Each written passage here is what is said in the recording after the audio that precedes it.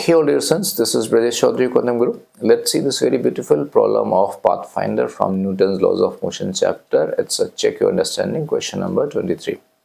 The question states, a cylinder is being pulled slowly with the help of a long uniform rope lying on a horizontal floor as shown in the figure. The pulling force applied at the end is so adjusted that the length BC of the rope touching the cylinder always subtends angle theta is equal to sine inverse 0.8 at the center of the cylinder. And the length BC and the length of the hanging portion CD always remains half of the length DE being dragged on the floor. Find the coefficient of friction between the rope and the floor. तो इस question में बहुत बढ़िया question है। इस question में एक ये यूनिफॉर्म रोप है और जब हम वर्ड यूज़ कर रहे हैं यूनिफॉर्म रोप का मतलब कि रस्सी में मास है, otherwise there is no meaning of using the word uniform.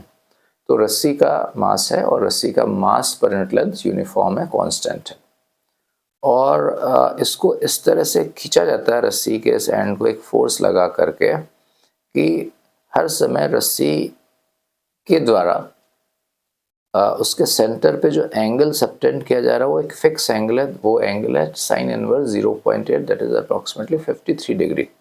तो रस्सी हर समय साइन इनवर्स 53 डिग्री सबटेंड करती है।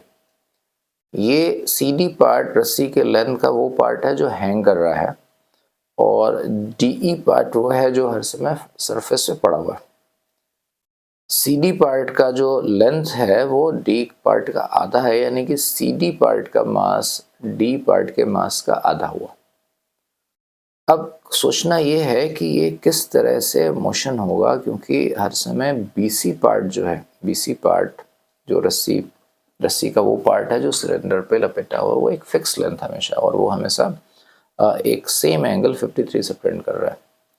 फ्रिक्शन सिर्फ DE और ग्राउंड के बीच में, कोई फ्रिक्शन नहीं है BC और सिलेंडर के बीच में।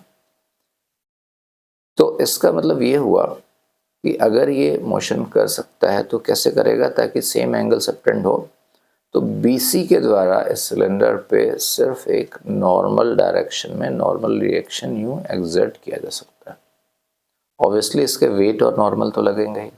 तो BC के हर छोटे छोटे सेगमेंट से एक लिटिल सेगमेंट अगर मैं कुछ दिखाने की कोशिश करूं, सपोज यहाँ पर मैं एक छोटा सा पार्ट लेता हूँ, तो इस पार्ट के द्वारा कुछ यूं नॉर्मल लगेगा, इस पार्ट के द्वारा यूं नॉर्मल, इस पार्ट के द्वारा यूं नॉर्मल, इस पार्ट के द्वारा यूं नॉर्मल।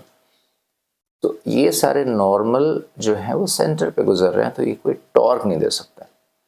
तो सिलेंडर रोटेट नहीं करेगा, लेकिन इन नॉर्मल का जो एक रिजल्टेंट होगा, रिजल्टेंट कुछ इस डायरेक्शन में हो जाएगा, उसका एक कंपोनेंट कुछ ऐसे हो जाएगा और एक कंपोनेंट ऐसे हो जाएगा। ये वाला कंपोनेंट तो ग्राउंड के नॉर्मल और वेट के साथ एडजस्ट होकर के उसको बैलेंस कर देगा और ये नॉर्मल का कंपोनेंट रिस्पॉन्सिबल होगा इस सिलेंडर के हॉरिजॉन्टल मोशन के लिए। तो यूं तो इसका हॉरिजॉन्टल मोशन होगा, तो बेसिकली सिलेंडर के हॉरिजॉन्टल मोशन से हमें कुछ करना नहीं, हमें बस ये कांस्टेंट का यूज़ करना है कि जो रस्सी है वो हर समय इसके सेंटर पे साइन इनवर्स 0.8 यानी कि 53 डिग्री का एंगल सबटेंड कर रहा है और हमको निकालना है कि इन दोनों के बीच का फ्रिक्शन क्या है। तो इसको प्रोसीड करते हैं। तो जैसा कि क्वेश्चन में अभी मैंने डिस्क्राइब किया, एक पुलिंग फोर्स लग रहा है एंड ए पर और ये पुलिंग फोर्स इस तरह से लग रहा है कि गिवन कांस्टेंट को मेंटेन करते हुए पूरा system quasi statically almost slowly without any acceleration move कर रहा है। हर समय BC सेंटर पे 53 डिग्री का एंगल सबटेंड कर रहा है। CD पार्ट की जो लेंथ है D पार्ट की लेंथ की आधी है, यानी कि CD पार्ट का मास को अगर मैं m बोल दूं तो D पार्ट का मास 2m हो जाएगा। तो सबसे पहले हम D पार्ट का FBD बनाएंगे। D पॉइंट पर टेंशन अगर T है तो ये जो CD पार्ट है वो D पार्ट को एक फोर्स T से इधर से पुल कर रहा है, टेंशन।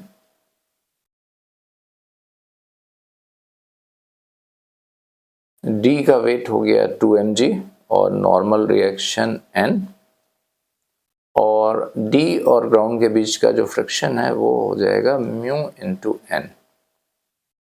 तो चूंकि ये almost without any acceleration move कर रहा है तो हर एक पार्ट, हर एक पोर्शन को ऑलमोस्ट इक्विलिब्रियम की स्थिति मान सकते हैं। तो डी पार्ट की इक्विलिब्रियम की स्थिति से मैं लिख सकता हूं T is equal to mu N, यानी कि T is equal to mu into 2mg। अब सी डी पार्ट का एफबीडी बनाते हैं। सी डी पार्ट में पॉइंट सी पे टेंशन को T बोल दें तो B C part C D को अलोंग द टेंजेंट एक फोर्स T डैश, जो कि यहाँ का टेंशन इससे पुल करेगा, और डी पे टेंशन है T, तो सी डी पार्ट को डी पार्ट एक फोर्स ऐसे T से इधर पुल करेगा, और इसका वेट हो गया mg।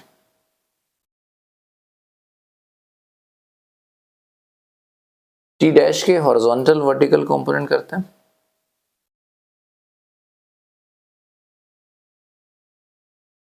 ये एंगल थीटा है तो ये एंगल हो जाएगा थीटा, तो T डैश का हॉरिजॉन्टल कंपोनेंट हो जाएगा T डैश कॉस थीटा, और वर्टिकल कंपोनेंट है T dash sine theta. Sine theta given था 0.8, इसका मतलब हो गया कि थीटा की वैल्यू है हमारे पास, theta is equal to 53 degree.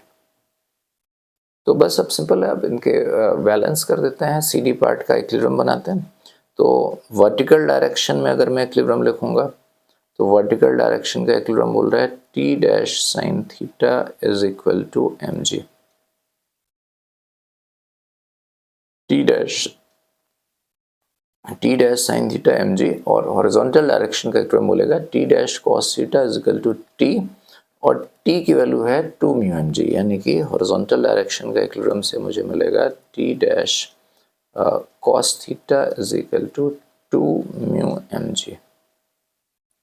Equation 3 को इक्वेशन 2 से डिवाइड कर देता है, तो RHS LHS में मिल जाएगा मुझको कॉट थीटा, और RHS देगा मुझको 2 mu. Theta is equal to 53, so cot theta is equal to 3/4 is equal to 2 mu. So from here I will get mu is equal to 3/8, and that is my answer.